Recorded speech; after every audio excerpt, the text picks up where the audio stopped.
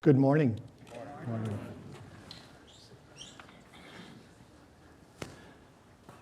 This is one of those mornings when it felt much better to think about staying in bed. So thank you for coming. And I appreciate this opportunity to pray with you. We have about 40 minutes together for this session. And here's what I'd like to propose, is that I've divided it into 4 sections. I'll give an overview, sort of set the context for what we're doing during this session within the larger Festival of Faith. That'll be part 1. And then part 2 is we'll do a ritual where we'll actually ring the gong and have our 3 minutes of silence. And then the third part would be to share some reflections with you on the Christian spiritual tradition. That's what I was asked to do, is to share something from the Christian perspective on the spiritual life. And then fourthly, we would actually practice meditation or pray together in whatever form that we feel comfortable. And I'll offer some suggestions and guidance during the meditation session. And people from various religious traditions, we realize how different we are. How different our rituals are, how different our dogmas are, how different our belief systems are, and so many differences in our religious traditions. But there's one thing we can all do together with impunity, and that is we can all sit together in silence. St. John of the Cross, one of the great Christian mystics in the Carmelite tradition, said that from all eternity, God spoke one word. And that one word was spoken in silence. And it's in silence that we hear that word. And so some people have said, well, that means that God's first language is silence. And that's rather shocking to some people, because I grew up thinking God's first language was Hebrew, or Latin, or Sanskrit, or Pali, or Arabic. But the contemplative traditions of our religions all agree that God's first language is silence. And so we can sit together maybe for 10 or 15 minutes in silence together at the end of the session as well. So does that sound like a game plan for today? So I want to give you a map of what we're going to be doing. Good.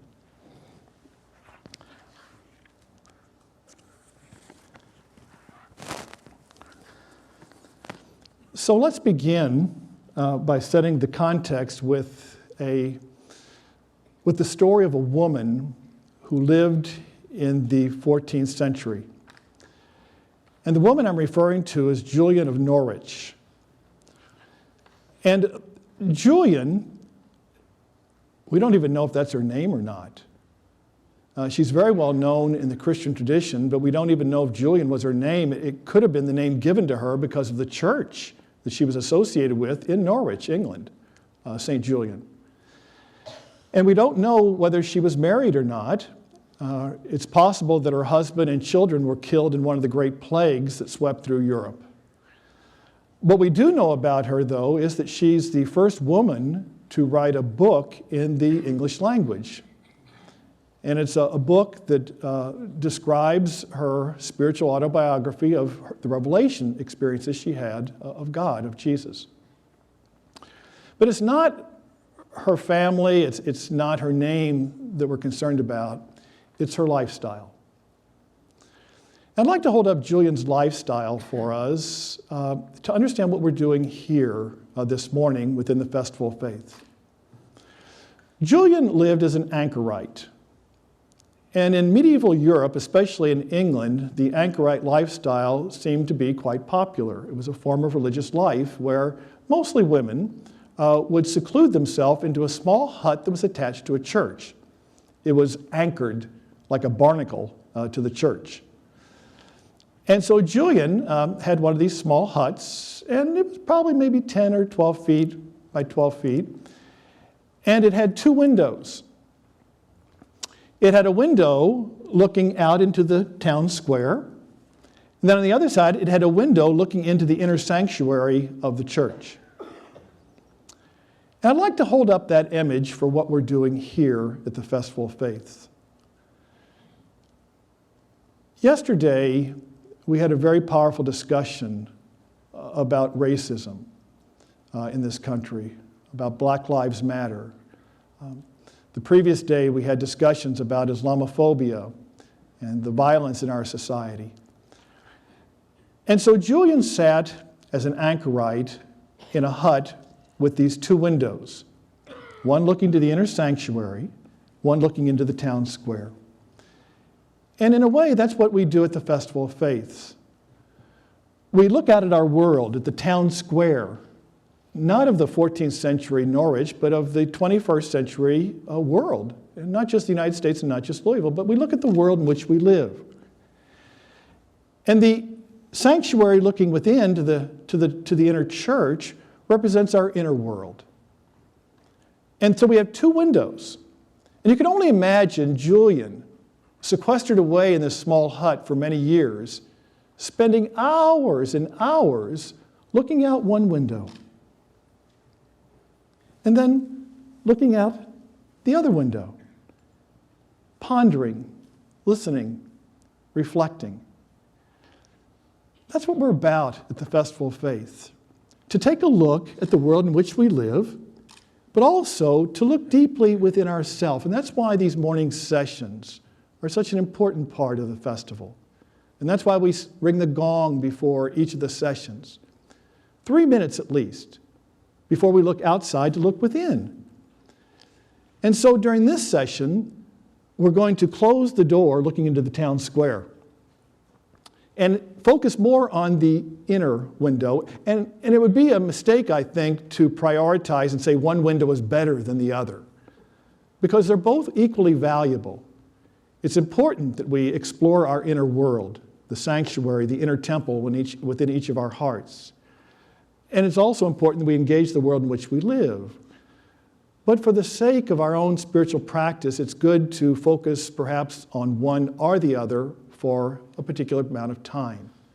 So we close the one window to the town square and we look within. So with that, I'd like to do a brief ritual. I was going to light a candle in front of the icon, but I found out we need about a month's notice in order to get all the paperwork done to make that possible.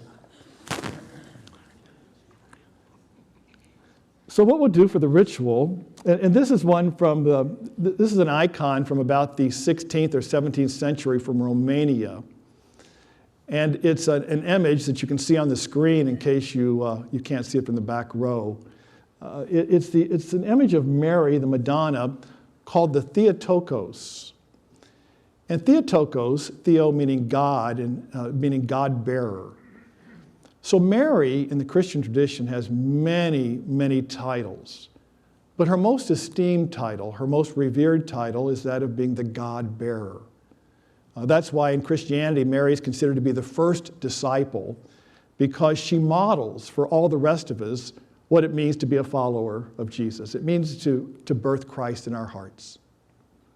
And Mary was the first.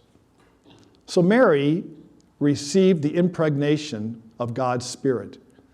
So in a sense, before God, we're all feminine, to be impregnated by the Spirit of God. And then it's our responsibility to say yes to that. And then to take that little fetus of a God, that little embryo of a God, and let it grow within our hearts, to let it mature, to feed it, if you will, and then to birth it into our world today. And so that's why this icon this one or one similar to this are so prevalent in the iconic tradition, in the Eastern Orthodox traditions of Mary holding the child, in a sense presenting it to the world. And if you notice, Jesus is an infant, but with a very mature face. So it represents that she brought forth an infant from her own body, but she let it mature. The inner Christ within her matured, and she now offers it to the world. So with that, I'll strike the gong, and we'll enter into 3 minutes of silence. And I'll strike the gong and then ask you to repeat after me a psalm. And in the Christian tradition, we often begin our prayer with a psalm. if you go to Gethsemane, they do a substantial amount of recitation or singing of the Psalms. And we won't recite a whole psalm. We'll simply recite one verse from one psalm, Psalm 46. And it's, "Be still and know that I am God." So I'll sound the gong and invite you, if you feel comfortable, closing your eyes, and then repeating after me the psalm. And then we'll have the 3 minutes of silence. And then at the end, before I sound the gong, I'll offer a reflection or a brief prayer before we open our eyes.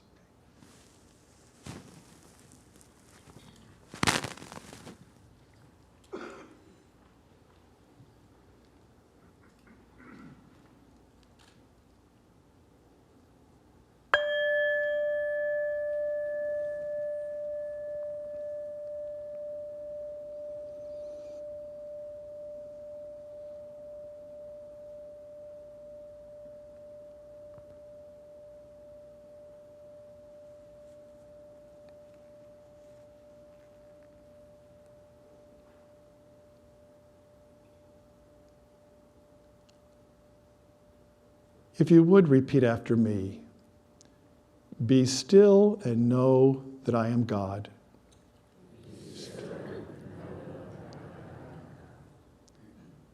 Be still and know that I am.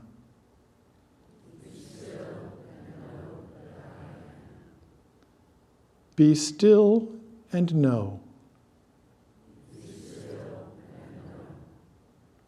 Be still. Be.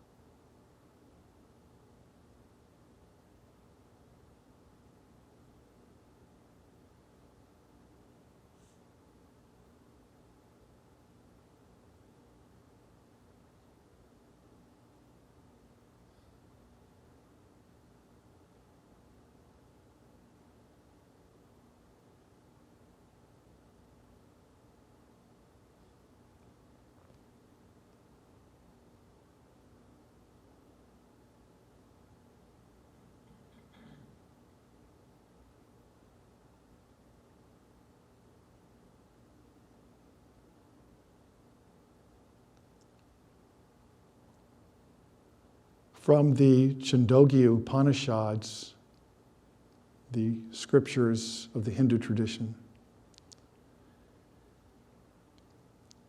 In the center of the temple of God, which is your own body,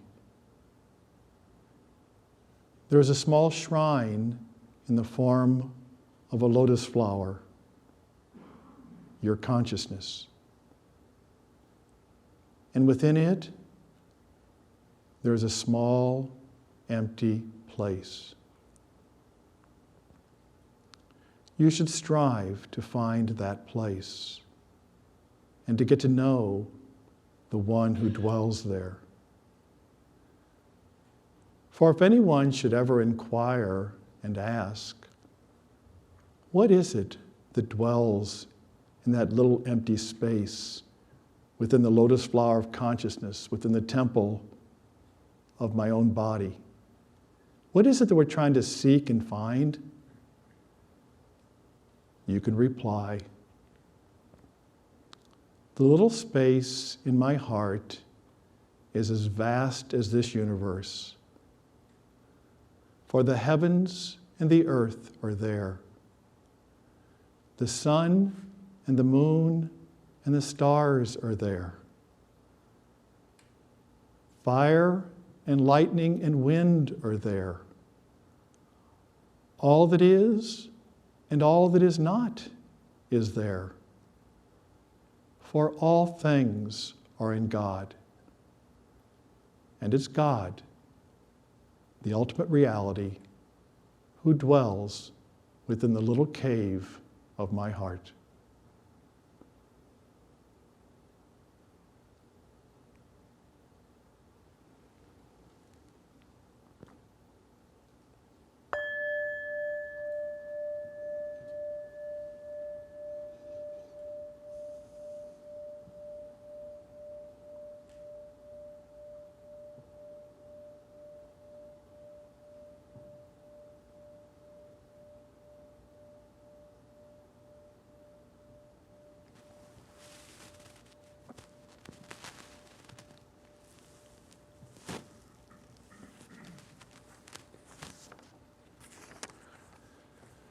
Well, that's the spiritual landscape that we live in today. A Catholic priest sitting on a zafu from the Zen tradition, bringing a bowl from Tibet, honoring an icon from the Eastern Orthodox tradition, reciting a psalm from the Hebrew tradition, and paraphrasing the Chandogya Upanishads from the Hindu tradition. What a world! What a world! It's remarkable that we are the first generation to have all of these traditions so readily available at our fingertips. You know, when I was growing up and joined a religious community, this was not the case. It's not the case. So we're the first generation to have all these traditions so available, and what we're finding out is they're cross-pollinating one another. And some people say, well, this is rather dangerous. And you know what? Maybe it is. And yet, if it's dangerous, and there could be danger in this, danger of not understanding another tradition or using it carelessly or not as thoughtfully as in respecting where it came from. And yet if it is dangerous, we should treat the danger the way we would treat a caution sign if we're going down a road and we see a sign that says, danger ahead. It doesn't mean we turn around and go back. It means we simply proceed down the road with a kind of care. We move slowly down the road with respect. And so that's really the way I think at this time, since we're the first generation to have all this available, we should do this slowly with respect, and yet understanding the great value that comes from being able to participate and to explore the wonderful traditions we have from the various world religions, especially the contemplative traditions. I grew up Catholic, and so my first language, the way I grew up and learned about God, was through the Christian symbol system. And so I learned the Christian Bible stories and the Hebrew ones as well, but the Christian stories, the gospel stories, and the rituals of Christianity. And so it was through Christianity that I really got a language. The Christian tradition gave me a language to speak about God and a language to communicate to God with. But as I grew up, I met a woman who changed my life. And she's a Catholic nun from India. And she introduced me to the traditions of the East. And so she taught me the value of being bilingual. I mean, after all, we live in a world where there's so many different languages that are spoken, so many different cultures and traditions. And why not be bilingual with our religious traditions as well, or trilingual as well? Because it gives us different ways, different symbol systems to be able to speak about God, the divine.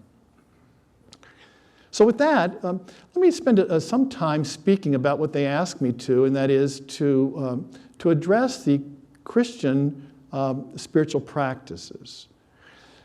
So I'd like to talk about the what, the why, and the how of the Christian spiritual practices. And so first of all, the what of the practice. So when we talk about Christian spiritual practice, what are we talking about? We're talking about prayer, essentially. Prayer. I mean, there are many different kinds of spiritual practices, but essentially, we're talking about prayer. And in the Christian tradition, there are three different kinds, three basic forms of prayer. There's verbal prayer, there's mental prayer, and there's contemplative prayer. And each of them has a value to them. So verbal prayer is the prayer form that most of us learned when we first were little children, and we learned a God language from our tradition. Our Father, who art in heaven, hallowed be thy name. Bless us, O Lord, in these thy gifts which we are about to receive. The Lord is my shepherd, I shall not want. In verdant pastures he gives me repose, and so forth. So from our tradition, we get a language, prayers, to be able to communicate with God through words. But there's another kind of prayer as well, and that's called mental prayer. And mental prayer is not so much talking to God, or conversing with God, whether it be using formal prayers or else sitting there telling God about what's been going on in my life and how God can improve the world. And I spent a lot of time doing that. But mental prayer is different. St. Ignatius of Loyola, the founder of the Jesuits, really developed this form of prayer extensively in his spiritual exercises. And he would teach people how to, you take the scripture, for example, the psalm, the Lord is my shepherd, I shall not want, in verdant pastures, God gives me repose, and so forth. And you would read it, but then close the book and put it down, and then ponder it, reflect upon it. What does it mean for the Lord to be my shepherd? And for me not to have any wants or needs? What's that like? What's it like to have a table set before me, before my foes? And so mental prayer is pondering, reflecting, and letting it go deeper within our psyche. But there's a third kind of prayer. The third kind is called contemplative prayer. And it's not so much speaking to God, nor is it thinking about or pondering or using the imagination as a way of praying. The contemplative prayer is silent prayer. A contemplative prayer is a prayer that's sometimes called the prayer of the heart, centering prayer, where the words stop and we simply sit in silence in the divine presence. Now, the word contemplation actually predates Christianity. It comes from a Latin word, contemplum. And so back in the Roman Empire, before Christianity, the word came about to refer to what happened when religious ceremonies were held. For example, back in the Roman Empire, there were augurs or discerners who would be commissioned to discern or to try to listen to what God's trying to tell the people or how God is trying to guide the nation. And so they would create a clearing in the woods, for example, or a clearing in a field, and they often delineate it with felled trees or boulders, and that was called the templum. The temple. And then they would enter into it, and they would enter into it in order to, and they needed the clearing in order to see through the trees, in order to discern the flight pattern of birds, or the alignment of the planets, or particular weather patterns that would be passing through, because that was the way they figured God was communicating to them. So the word contemplation actually means to attend closely, to pay attention, to attend closely. And so in Christianity, when the Desert Fathers and Mothers come along in about the 3rd and 4th century, and they're really the ones who developed contemplative prayer. So shortly after the time of Jesus, as I said, about the 3rd or 4th century, women and men went to the deserts of northern Egypt and of Syria area as well in order to develop these techniques for contemplative prayer. And it's beautifully symbolized in creating a clearing. So if you want to develop contemplative prayer, you have to create a clearing in your life. And that'd be, 15, 20 minutes a day? And what do we do? We take at least 3 minutes before each session at the Festival of Faith to create a clearing. And then once you create a clearing, then we have to enter into it. And enter it in order to learn to attend closely to the way God is communicating or what God is saying. To, if you will, to use the analogy from Julian of Norwich, to look at the inner world of what's going on. And so that's the what. And the why. Why do this? Well, to experience God. Many people are involved in meditation now because it's touted as having so many benefits. Meditation will reduce stress, it will lower your blood pressure, it will help overcome insomnia, it will reduce symptoms of the irritable bowel disease. Now, who would imagine what happens here affects what happens down here? So it's touted as having so many benefits, so many benefits. But for Christians, the benefits are all recognized and honored and valued, but most important of all, it's to actually experience God, to experience the divine presence. And so the psalmist would say, "O Lord, I long to see your face." There's a story that goes with that. A little girl, Bridget, 4 years old, comes from Sunday school, and she gets her colored pencils and sits down at the table in the kitchen, and she begins to draw a picture. And the mother says, "Bridget, what are you doing?" She says, "I'm drawing a picture of God." And her mother says, "Oh, Bridget, honey, nobody knows what God looks like." And Bridget stopped and she said, "Well, they will when I'm done." And it's true, though. Do you know what God looks like? I think most of us are here on a spiritual path. We're looking for God. What would God look like if God showed up? And so Christians believe that God reveals God's self. God shows God's face. And again, we can think of it in 3 ways. God shows God's face through Jesus. For a Christian, Jesus is the invisible God dropped into a visible form. So when we look at Jesus, we see God. When we look at what Jesus has a passion for, we see what God has a passion for. So Christians meet God in Jesus. But we also meet God in our neighbor. It's very central to Christianity that God dwells within every human heart. And so there's the famous conversion of St. Paul. One of the great conversion stories was his contemplative experience on the road to Damascus. Remember that one? And he fell to the ground and heard a voice that said, "Saul, Saul, why are you persecuting me?" And he said, "But Lord, I'm not persecuting you. I'm persecuting George and Brenda and Gertrude and Michael. I'm not Saul, Saul, why are you persecuting me? But don't you understand, Lord? I'm not doing it to you. I'm doing it to these infidels here and there." And he went away. He was blinded, and he pondered that. And Paul's great conversion was, oh my gosh, what I'm doing to them, I'm doing to God.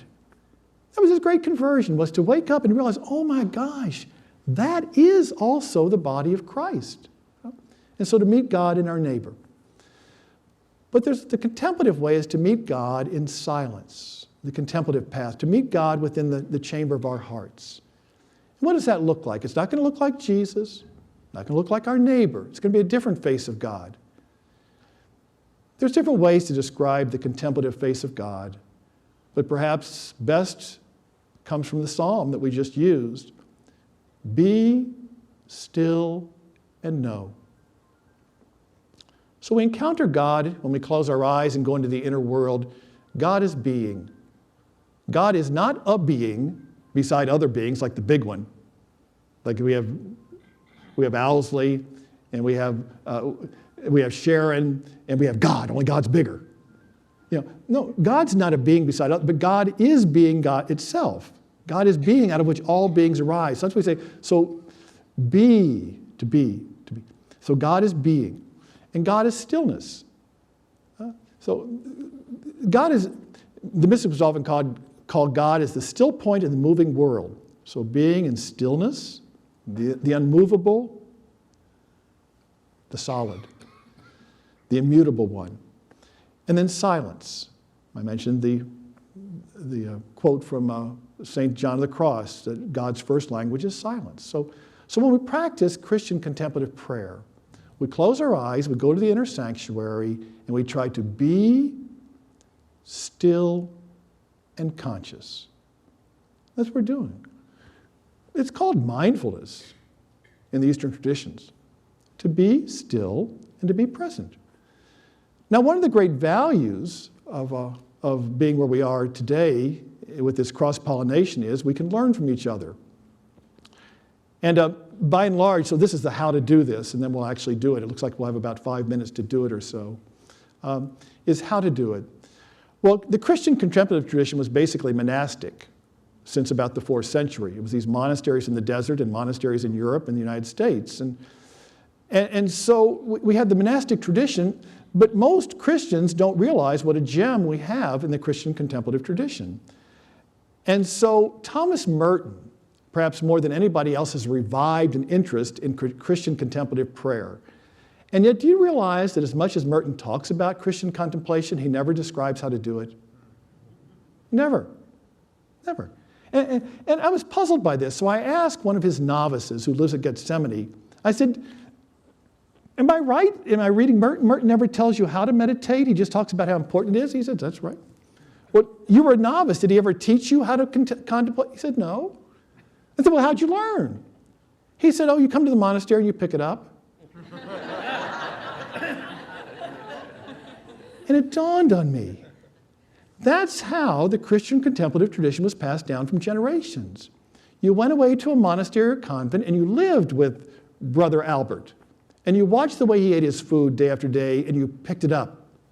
You would walk the hallways with Sister Margaret and you would talk to her just casually about her prayer life and you'd pick it up. And I had an aunt who had a recipe my father loved from his mother's cooking. And I said, Aunt Lou, would you share the recipe? She says, I can't. I don't have it written down. She says, but if you come over, I'll show you how to do it and you will pick it up. And so it was learning by association. So that's why for many Christians it was never taught to them. But in the Eastern traditions, they're so popular now because they give us the recipe. We're creating the same beautiful souffle, spiritual souffles, but the Buddhist, Patanjali has the 8 branches of yoga. Here are the 8 steps. Doot, doot, doot, doot, doot. Or the Buddha will give you the steps, the 7 factors of enlightenment. Doot, doot, doot, doot, doot. So they give you the recipe, but Christians offer the narrative. The narrative. So what's the narrative? Well, there are many. But let me highlight one that's central to Christianity, and that is death, resurrection. Certainly, the cross is the primary symbol within the Christian tradition. And what's the cross? It's a symbol of death and resurrection. And so when Christians sit to meditate, we sit not just to reduce stress, not just to reduce symptoms of irritable bowel disease or increase the body's immune system, but we sit to die. We sit to die. Because Christians are taught that unless you die, you'll never live. Unless you take up your cross daily and die, you will perish. And so what's our cross? Our cross is not an annoyance. Some people think, well, my cross is just this person who irritates me.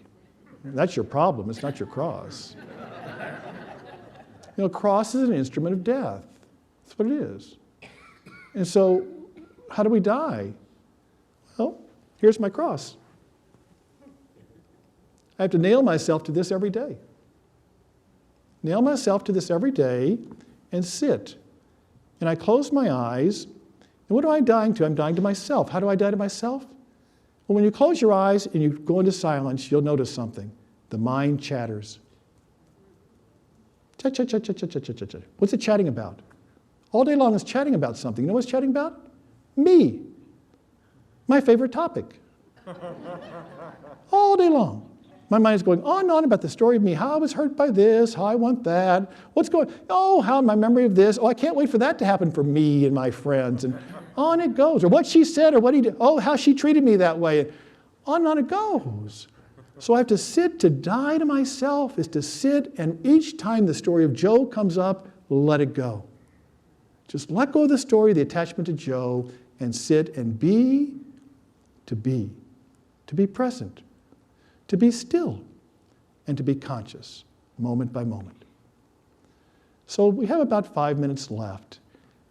Can we take that time to sit together, to be still, and to be conscious?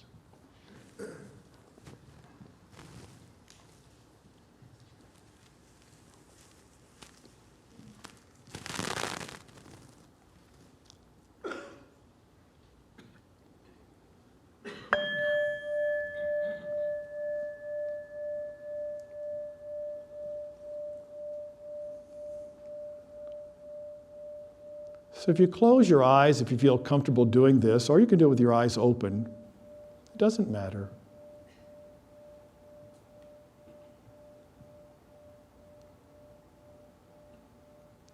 All the traditions speak about having something to focus the mind on. Otherwise, the mind keeps moving, so you're trying to still the mind, still the attention, be and still. So can you bring your attention to your feet, perhaps the bottom, the soles of your feet? Can you feel any sensations in your feet?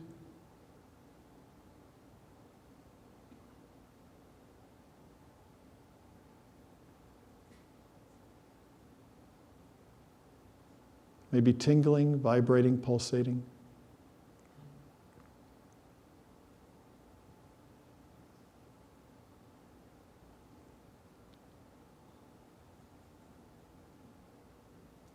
And then bring your attention to the pelvic area, where you feel rooted, grounded, and supported by the chair.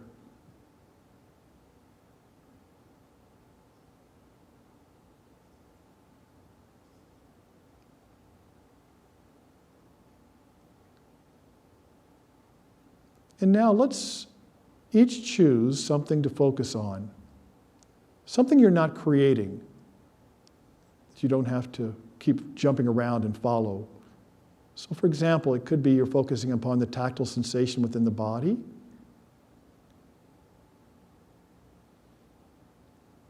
Perhaps it's your breathing in the nostrils or the abdomen. Or maybe you want to use a mantra, silently repeating a word, a phrase, not trying to get anywhere with it, but just letting it calm you down, focus you.